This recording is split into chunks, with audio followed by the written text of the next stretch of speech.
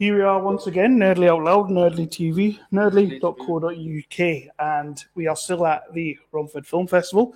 Romford, it is awesome to still be inside you, very deep inside you, because it's been 6 days.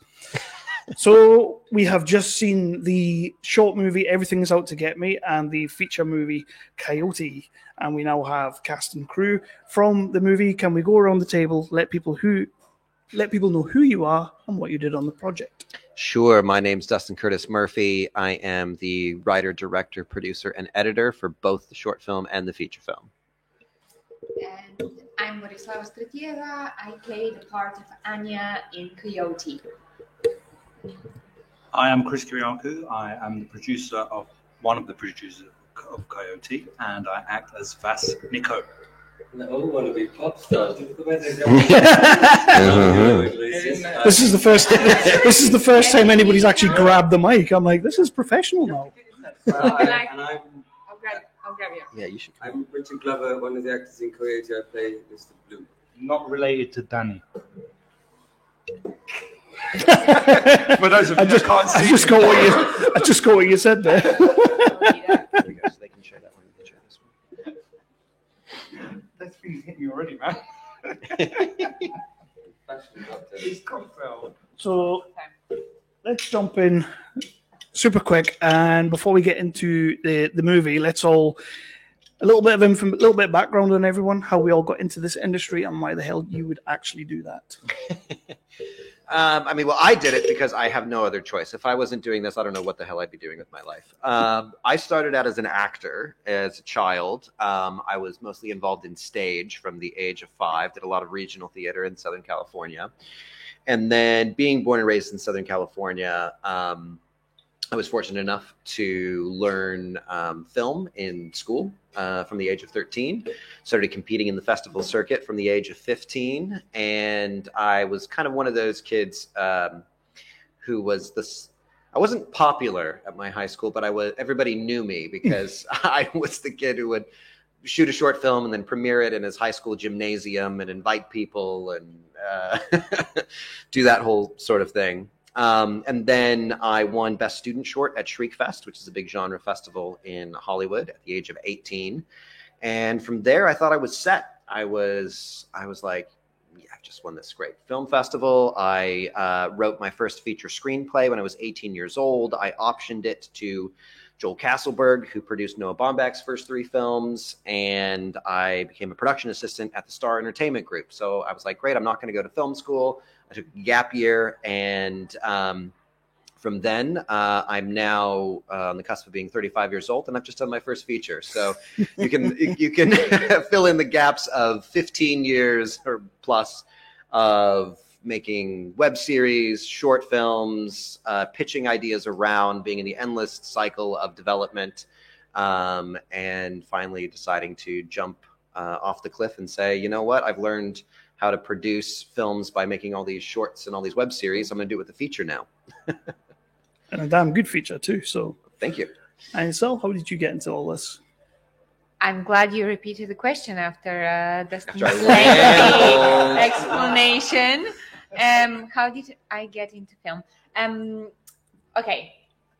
So I've always kind of known that I would be an actress. My first ever experience was when I was maybe 4 years old, back in my home country, which is Bulgaria. We had a TV show where kids do little numbers, whether you sing or dance or perform in any way. So I went on that and I did a little poem. And then they ask you to, who are you here with? What do you want to do when you grow up? What's your favorite toy and all of that? And that I have an actual tape of this. This is 1996. I have a tape of that, me saying, I'm going to be an actress. Yeah. So that's basically the first time I've verbally expressed it in front of an audience. But ever since that's happened, that's always been the case. I've only wanted to do that. And everything else that I've done has not been anything that I wanted to do. Sounds familiar. Yeah. All right, me. Okay, well, anyone that knows me will know that I'm always seeking attention. On all actors? On all actors, yeah. Started at a very early age. In my teens, I discovered Amdram. I did a few plays. My love is for theatre. In my 20s, I was like, Mum, Dad, I'm going to go to drama school. They were like, no, you're not. Get a proper job. So I did that. I got a proper job. I was an estate agent, if you can call that a proper job, for 15 years. And then I kind of woke up one day and thought, well, I'm trying to teach my kids to live their dreams, and I'm doing the complete opposite. So I started doing a night class at RADA, and that got me the bug again. And so I then got into a foundation class at Mountain View, and then as soon as I got into that, I just walked in to my job the next day and quit. Cold turkey. I thought, I've got to dive in, right?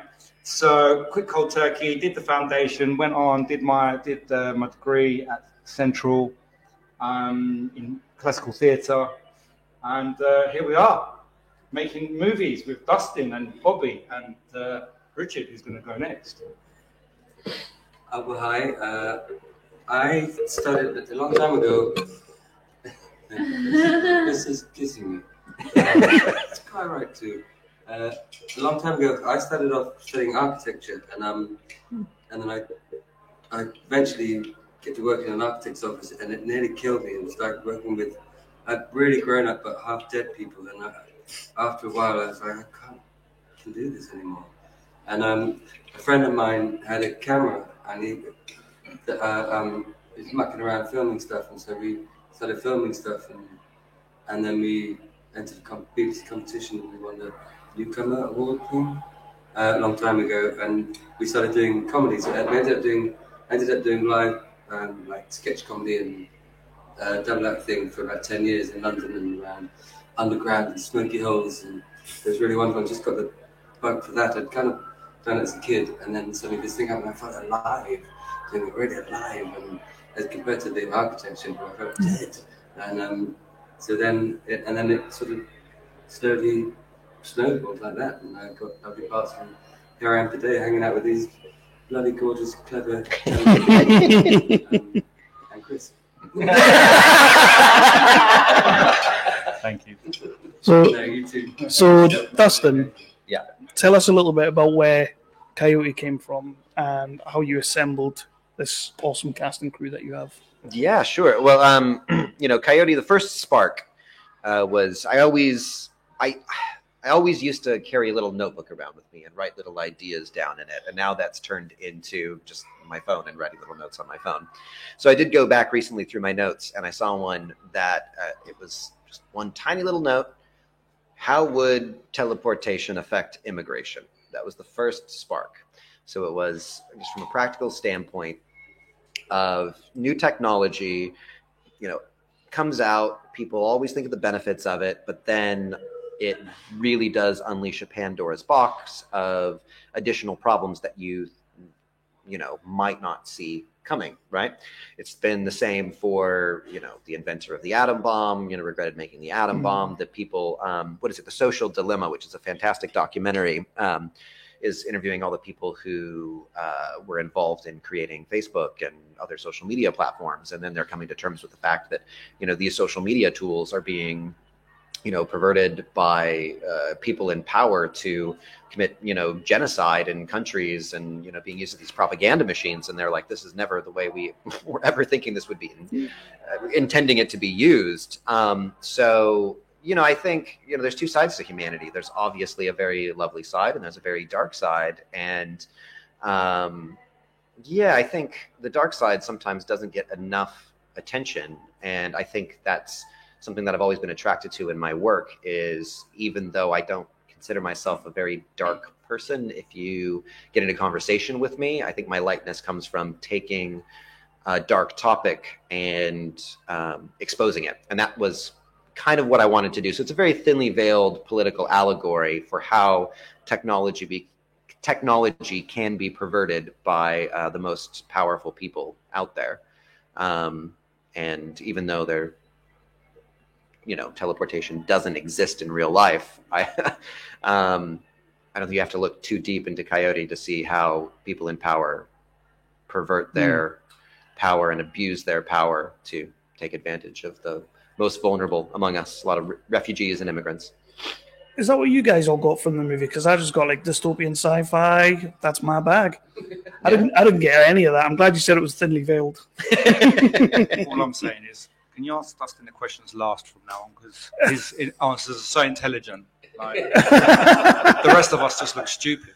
Well, let's. I'm speaking to myself, obviously. Yeah. Well, I meant me. Let's jump over to our actors then. How did you guys get involved with this? How did you come to Dustin's movie, and what made you want to play these characters? I can start. Right. Right. So Anya is an absolutely incredible character. When Dustin first sent me the scenes and then the script, I was just so mesmerized by her, because she's the character that the audience needs to love and needs to care about in order to follow the story, and in order for them to feel Ekaterina's pain when Anya is away. Anya needs to be lovable. Anya needs to be... Everyone needs to love her in order for them to really empathize with Ekaterina's pain. So she's very different from me. She's a bit more, let's say, sheltered. So for her, she's now for the first time exposed to true poverty and true pain and suffering. So she, through the script, throughout the whole story, she learns how to be stronger, but she starts very vulnerable, and she doesn't have the tools to battle the circumstances. Ekaterina does, but Anya doesn't. So them as a couple, they make sense. However, she has such an open heart. I just love her. I can speak about her for days, honestly. I love this character. And when I read the script, I was like, oh yes, please, yes, I love her. And my boyfriend was like, because I was the first of the two to be offered the script. And my boyfriend was like, why don't you ask for Ekaterina? She's the lead part. I was like, because Anya is me. I can feel Anya inside me. I know where she is. I know where she lives inside me. And because, I don't know, from the get-go, I just loved her. Yeah. So that's why I really, really enjoyed portraying her. And I feel like I really deeply understood her. Cool. I thought it was really, I was just going to cry. That's beautiful. Anyway, oh, sorry. Please don't cry. I can't edit. I got involved. I know Dustin via my girlfriend. And she's an actor as well. And I met by that. So Dustin kindly offered me this part. He must have seen something in me of the sex pervert. I wrote the part for Rich. Yeah. So on the first, I think it was the first day, I had to rough you up. Oh my god, yeah. That's honestly, first day of shooting. Why? It's an icebreaker. Yeah. I like to be introduced to people in my underpants. Strike them and cuff them across the face. So I was delighted to be a part of this. I'd briefly done another project before with Dustin, and I honestly loved the way you directed. I met you in company before, but not seen you work, and I just really loved being on set with you. I liked your gentle command of the the whole scene, the whole setup, and so I was delighted to be involved in this, and then you got me to do this. Sex pervert. Yeah, well, I don't know if you feel like going into it now, but one of the things that I loved about it was I know your political perspectives, and I was like, oh, you're going to enjoy playing this politician who's a POS. Yeah, it was really cathartic and sort of, am I like this? The thing is, I'm so sorry to jump in. When we shot together, you were so obviously when the camera is rolling, you do your job, but the moment it stops, you're like, oh my god, did I hurt you? I hope you're not hurt. And I was like, mate, come on, give me some shaking. Yeah, she was like, give me more. I was like, okay. Yeah. You did brilliantly. No, but I remember that. Yeah, that's what was brilliant about you. You were like, no, bring it on. Let's, plays the thing. We'll get that done. We'll get that to its best. And so you let me sort of, really shake you and chuck you around. And I do apologize if that was uncomfortable for you, because I would assume it would be. It was good. I wanted to bang against the wall, but Oh, great. Manners, Annoying. No, but it was so freeing that you were up for it. So we could both just be free with it. Absolutely, really hard. So excellent. Yeah.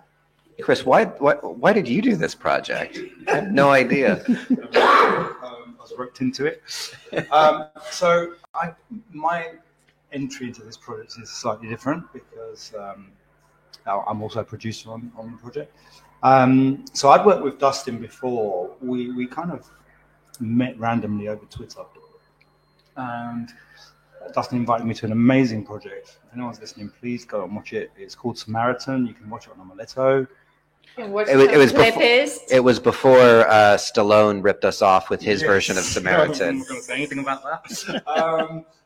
But there are clips which are identical. There are. It's uncanny. You can do side by sides of Stallone's Samaritan and our Samaritan, to where we have a good case in the court of law. So worked on this project, and to this day, I've done a few other projects since then. That still has a place in my heart. Thank you, Dustin, for having me on that project. So I was like, oh man, I need some more roles, but I can't be asked to wait around for the phone to ring and someone to say, yes, you can have a part. So fuck it. Excuse me. That's fine. That's fine.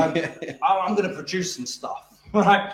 So I produced a couple of short films. I was like, Dustin, I really love working with you. Let's make something. He's like, okay, yeah, I've got these scripts. So he sent me a script. No, that's not the right one. A couple more. No. Then he sent me this short film called Passage. Mm-hmm. And I was like, Dustin, that's the one. Right? He's like, I think he might have subliminaled me a little bit as well up to that point. Because I think he wanted to make Passage. Because he emailed it to you with the subline saying, this is the one. He sent me a load of scripts first on purpose. Right. Which we want to talk about. He is so embellishing the stories. I sent him 3 log lines. Anyway, my story is much better, right? It is. And then we met again at a film festival. And I was like, Dustin, that film Passage, let's make it. He's like, okay, cool. I'll put in this much money, you'll put in this much money, we'll make this movie. Because he'd written a part for me in the movie, of course. So I wanted to, it was good. And I was quite a big part in that short. Part never grew in the feature, by the way. It totally grew. It's exactly the same size part. And so I was like, all right, let's do it. A week later, this short miraculously turned into a feature. It's like, Chris, I'm done with shorts, which is why I'm a bit surprised to see the short on screen today. I'm done with shorts, let's make a feature. You're still in. I was like, yeah, cool. But, I'm sure it's going to cost us a lot more money. I was like, don't worry about it. We're going to shoot in January. Everyone's not busy. We'll do this. Like, okay, cool. This was November, by the way. This was November. So we decided to make the short in November. By December, it was a feature, and we started shooting in January, if I'm not mistaken. Wow. January 17th. Right. So that's how quick we put this together. Wait, what? This film? Coyote, yeah. You started shooting this film in January? Yep. Yeah. So not this January. No, right. January 2022. What we're saying is, November 2021, we decided to make a short. December 2022, we decided to make a feature, and we shot in January 2023. So 2022. 2022. My maths is not great. So my entry was a little different. I came at it from that kind of producer, give me a role aspect. And the rest is history. There you go. Yeah. And here we are today, And having here we are today, watching seen it on the, screen. and it looks amazing, by the way, up on that Thank you. screen. It looks absolutely fantastic. And this is your first big proper feature, isn't it? Yeah, So, absolutely. Yeah, I mean, debut that feature. must make you so proud to see that in there. And you'll have seen it on big screens before, but that must make you just feel like, damn, we've absolutely done it. So what I want to ask is, any creative can tell me what's wrong with that movie, like a line that went on too far or a lighting that wasn't right. But I want to know, when you sit in that cinema and you watch this movie, and this goes to everyone, what's the one thing that you're most proud of? Like you see Most it, proud of. yeah, you see it up there and you go, damn. Yeah, I mean, well, it's tough because you said that one thing. So I'm proud of so many things about it. And my style as a director is I really love enabling a working environment where, you know, the lovely people sitting next to me and the other cast and crew can all be proud of their own work as well, Yeah. right? I think that's what is, you know, the sign of a successful leader is, you know, it's not just about me. It's not just about my vision. It is about the collective vision. Yeah. And that's the thing that I'm most proud of, is the fact that all of the creatives in this project are stakeholders on this project. They aren't just people that I hired to do a gig and then came in and did their performance and left, and they didn't care one way or the other, you know, how good or bad something was on screen. This was something that so many people loved so much that I facilitated, Mhm. but being a facilitator and being an owner are two very, very different things. So yeah, it's more like, oh, I love this moment of this actor and this moment from my DOP and this moment from this. But I mean, I guess if anything, it would probably be the prologue scene. I love the prologue scene because that was the moment where I knew I couldn't really make it as a short. So the short film was 3 scenes. It was one scene with Anya and Ekaterina before they had made the jump. And it was one scene with Voss jumping them. And then it was one scene with them being jumped to what they thought was safety, but ends up being their abuse by politicians. So that was always part of the core. And then I'm like, oh, there's this great little scene with this refugee in the desert and this chase scene. It was very, you know, action oriented, which wasn't quite my bag. A lot of my shorts are more dialogue driven and stuff like that. So getting to play in the more action space was a lot of fun. And yeah, so I mean that's a scene that I look at and I go, yeah, I got exactly what I wanted to get from that for the most part. Awesome. It was a long day, and there's 2 shots that had to be cut. Nobody can tell. Only I can tell, and I really wish they were in there, but they're not. But you can't tell. So.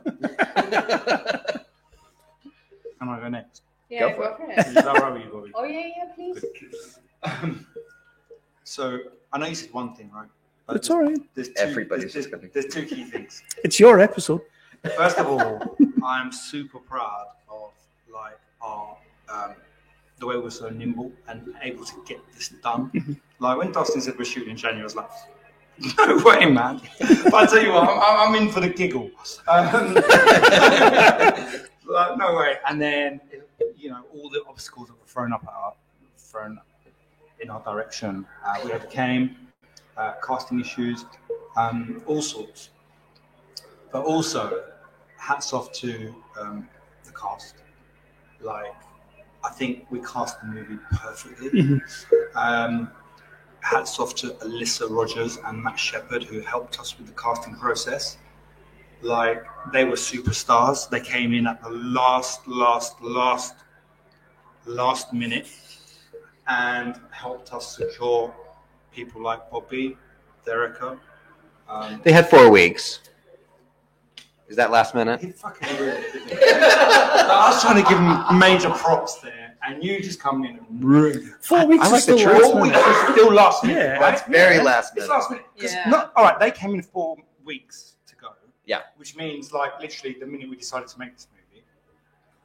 But they still managed to get us people, go through a couple of rejections, and you know, I'm glad those people didn't come on board. Yeah. Because what we ended up with Yeah. is the most perfect cast that all decided to dedicate their time to this movie and be part of something that is no less, no short. Amazing, right? Absolutely, and I mean, and they were working all the way up till the end. The last actor that was to be cast was Rashai, and she was cast the day before she was shooting. That's last minute. That's last minute. Okay, we established what last minute means. And she was great. Yeah, right. And like, I can't imagine that part being played by anyone else. Yeah, absolutely. So I think that's the thing I'm most proud of: the cast and the casting process. Well done. awesome. And Richard, yeah, I forgot you were in it. What am I most proud of? Well,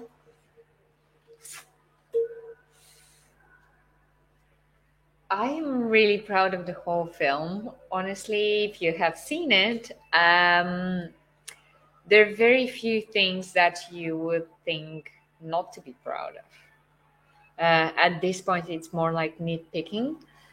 So yeah, I'm proud of our team. I'm proud of each and everyone's performance as an actor. I am a very skeptical eye. I have a very high standard when it comes to acting and what I like.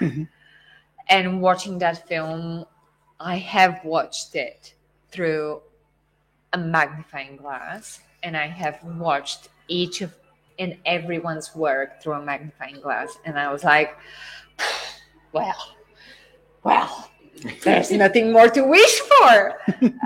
So yeah, I am just more than happy to be surrounded by such talent. And I am proud of myself for being in this company. This is what I'm proud of. Answer. I'm proud of myself for being surrounded with you, As you lovely should be. people. Thank you so much. So just to clarify, you mean me as well, right? Yeah, I liked your work too. Oh, thank you. Well, I was in a twisted way. Like I had spent my whole life trying to look like Ryan Reynolds and failing. And during the filming of this, I was very much Ryan Reynoldsy, and it really fitted the part. So in a really twisted sort of like, who was that fat pillow torso guy? That really suited the part. Oh, it's me. Oh. So I'm sort of like proud of when I see it. I go, oh, I don't mind that I look like a pillow. It fitted. But Everyone needs a pillow. yeah, that's what they say. Everyone No, does. the thing is something else. So I'm utterly delighted and proud to have been part of it. You know, it is. I think it's absolutely brilliant. The debut feature, holy shimoly! Holy shimoly. Brilliant. And, yeah, to echo you, just brilliant performances all around, and you know, Boris Love, kid amazing. Yeah.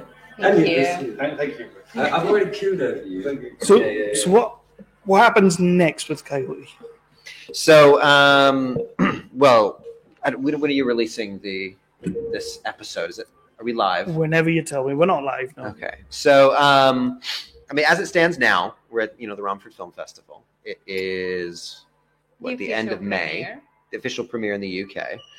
We have secured distribution in North America. So on June 20th, the film will be released in North America. So that's Mexico, the USA, and Canada, and that'll be a digital release. So it will be available via streamers. It's already available for pre-order on Apple Plus. You'll be able to buy it via DVD from places like Amazon Prime. And the next place that you can check it out in the UK is going to be the Kingston Film Festival. And that is on the 25th of June. And as we sit here now, we're just coming back from the Cannes Film Festival, to where within the next week or so, we hope our sales agent will have told us where we're going to land for a wide release for the UK. But so far, we don't know. So, do me a favor, and this is everyone here, and especially yourself as well. Take a minute to let that sink in. This is your first feature. Let that sink in for a minute, because that is astonishing. Thank you. And the job you've done in that, sometimes, obviously, we watch a lot of films for the festival, and I watch a lot of films anyway. I review a lot of different films, and you see these low budget independent films coming along, and that's where my heart lives. It's where my passion is.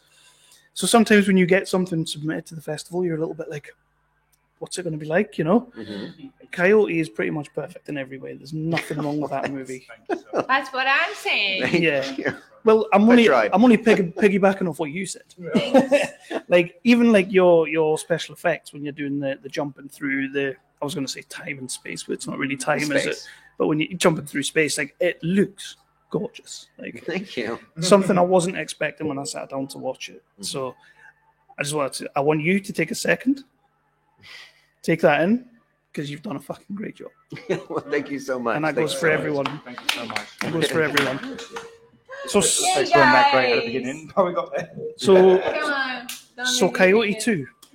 So what? Coyote 2. Coyote 2. That's No, no. backstory. Would is there scope to embellish on this world, to move somewhere else in this world? Yeah, I mean, or- 100%. I mean, I love working in the sci-fi dystopia space. So I have a lot of ideas in sci-fi dystopia. And as Chris alluded to earlier, Samaritan, the short film we did, is also in a very familiar dystopian sci-fi, to where you could even imagine it being part of the same world. So it's not necessarily, you take the same characters and extend those characters to do whatever's, next. But it is kind of exploring that space and similar themes. Yeah. So we do have a feature version of Samaritan written that, it's probably we're gonna start pushing once all of my time isn't consumed by Coyote. yeah. But yeah, we'll see. Once you put the film out into the world, it kind of takes a life of its own. Other people become interested in it. There's, I think, scope for a series within it, spin-offs, things like that. Graphic novel. I've heard that Yeah. actually a few times now, that there is a space, there is place for creating Coyote into a short series. Yeah, I mean, the thing about it is No, not short series. Limited series. Yeah, I mean, there is It's kind of the same thing. No, it's not. It is not. That's kind of. Very different. So yeah, I mean, we'll see where it goes from here. I mean, obviously, I want to keep working in the space. Obviously, I'm very passionate about sci-fi. I'm very passionate about social commentary, and that is kind of my MO, is taking things that are in the genre world, Yeah. taking topics that are typically in the drama world and fusing them together to create something that no one else is making. That's what I try to do in all of my work. Mhm. And that can be in the sci-fi space, that can be in the horror space, any genre space, really. So other than that, and we'll start wrapping up in a second. I won't keep you too much longer. But other than that, what's everybody working on? Got anything you can talk about? Is there any projects coming up that we can talk about? Or Sure. I mean, so right now I'm developing about a series of features. I thought you were going to say like about 100 movies there. I have about four wow, concepts, nice. 4 feature concepts that I'm very passionate about, and it really depends on what partner comes on board from a financing perspective to greenlight which one first will end up being my next project. There's Samaritan, which is quite frankly ready to go. With the script is complete. It's looking for the right partner. Everything else is more in the development space. I have something that's a bit throwback Hitchcockian dark comedy thriller. I'm really passionate about a horror film that I'm working on, which is kind of a folk horror film about an end times cult. And what makes it special is it's an ensemble piece like Magnolia or Crash, with a lot of disjointed stories that you don't know how they're connected, but then they all get woven together. So it's taking something that is a structure that's typically not seen within the horror space and putting it in the horror space. I like That that. makes it really fun for me. So yeah, that's what I'm working on. It'll probably be one of those that pops out next. We'll see what the fates allow. It's funny how every time a director mentions something akin to Magnolia, I just kind of go googly eyes. Oh, I love I love Magnolia. Magnolia. I love Magnolia. It's just insanely good. You also said Fight Club up on the stage, and I'm sitting there thinking, this guy, I get this guy. I mean, if you want to talk about my Yeah. biggest influences, you have Fight Club, Magnolia, Psycho, Citizen Kane. Yeah. Those would probably be my biggest influences. That's a good list. That's a good list. Anyone else got something they could talk about? Anything? Projects? I am I've just had a few projects come out. Luther, The Fallen Son, which is nice. a feature film on Netflix. Not watched it yet, but I need to. It's great. Well, It's you would not say for that. the faint-hearted, but it is great. Not like Coyote, which is a lighthearted comedy. You can also watch me. Recently, it came out the third season of a comedy series called Jerk, which is on BBC Three. All right. And I'm currently filming an Apple series, but I cannot tell you any more about that. There you go. Wow. How can I follow that? But Make stuff up. basically, as an actor, I'm willing to take on anything Mark Strong rejects. I could see that. Pretty much, Vin Diesel, yeah. Producer-wise, hopefully, I might be involved with Samaritan, but who knows? We won't say anything about our relationship during Corona. I've got another feature in the works called A Mind to Kill, which is really cool. And when you asked the question, I had so much more to talk about. Yeah. So the feature, Samaritan. You went to Cannes Film Festival just now. Cannes, yeah, we went to Cannes, but there's nothing in the works there, just conversations. You know what? I'm going to pass you over to Richard, and then I'm going to remember what I was going to say, and then you can come back to me. I recently there's a tiny part, but at the Anne Frank show, it's called a small light, and it's a very small part. Garrett the Potato Man. I don't know if you've heard of that character. No, anyone? Heard of the film? Heard of this limited series? It's out. It's honestly really small, but I got to go away twice to Prague for twice. It's out now, right? Yes, I think it's just coming out On now. Disney That Plus. was really lovely to be involved in that. Yeah, it's Disney Plus and National wonderful. Geographic. So it's moved to be a pretty brilliant show that so my far. God, That's what I can't wait to watch critics have it. said. So that was really lovely to do. Another really great low budget film called The Lonely Musketeer, which is I'm in that. yeah. Now we remember. There he goes. We're in that. Good film. So that's is that about to come out soon? It's doing a festival show. Yeah. Excellent. Yeah, it's amazing. Similar thing. They're really. I mean, so amazing you forgot about it. No. I'm a producer. So we're actors in that. Really lovely shot, 4x3, black and white. Yeah. Static shots. You have to see it. Lonely Musketeer. Really interesting concept. The guy in the room doesn't know how he arrived in the room, and then he gets a series of phone calls and I like that. become clearer. Anyway, so that was really exciting to do, and I'm doing a weird playing a Swedish guy on a Radio 4 Bertolt Brecht thing. It's really I'm not that clever. So that came out of the blue. So I must speak Swedish now. Oh, that was good. That was effortless. Absolutely. Yep. Okay, then you must speak that in. Vikings coming for you. Oh, Richard, you're so sweet. Honestly, how were you cast as this creep? Oh, no, thank you. Please spread that around. I'm not The versatile actor. I'm very talented. He is. So yeah, coming back to the projects that I couldn't remember, there were none. The feature and Samaritan. There's a few shorts on our table that all need funding really to get off the ground as they always do. And that's it. And Lonely Musketeer. Yeah. That's plenty to talk about. If when people watch this movie and walk out of the cinema, or once they can get it on wide release and they've watched it, what's the one thing you want people to take away from this film? And that's what we're going to end with.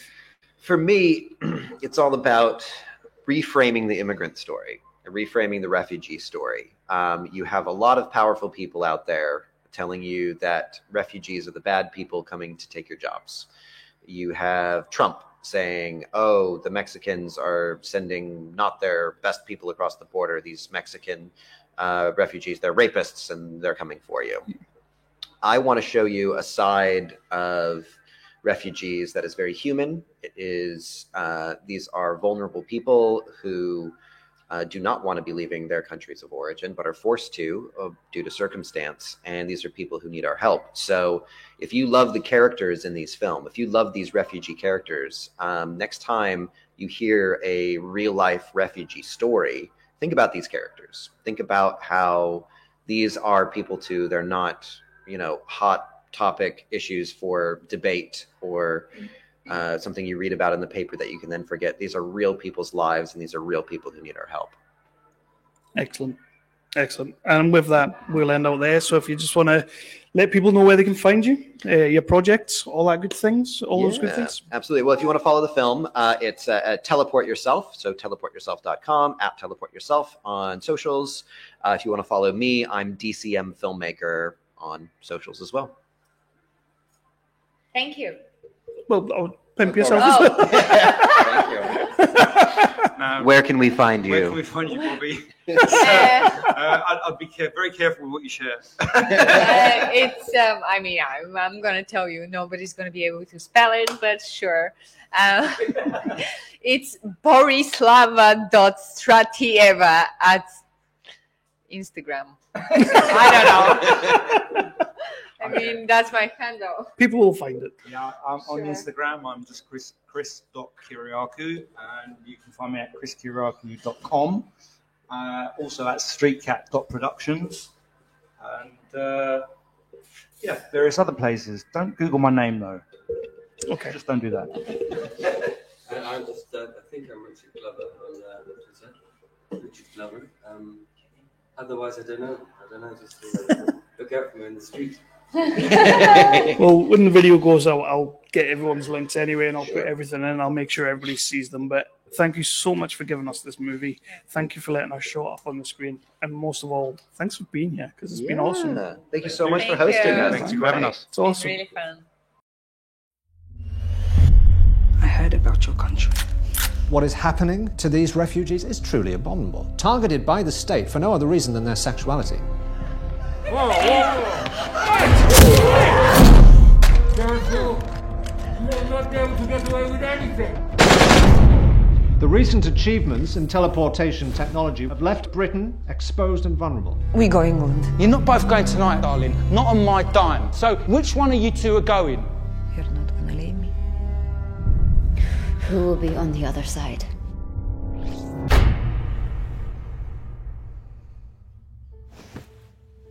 Welcome to the new edition of our family, Ekaterina. Now, Kat may just be scrubbing toilets around here, but remember, everyone in this house is equal.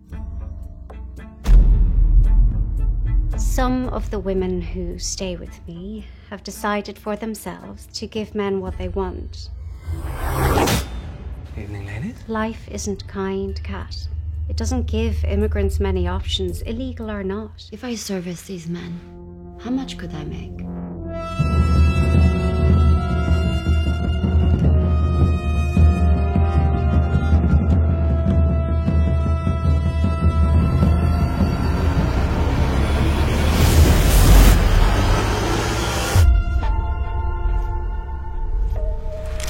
Did Anya survive?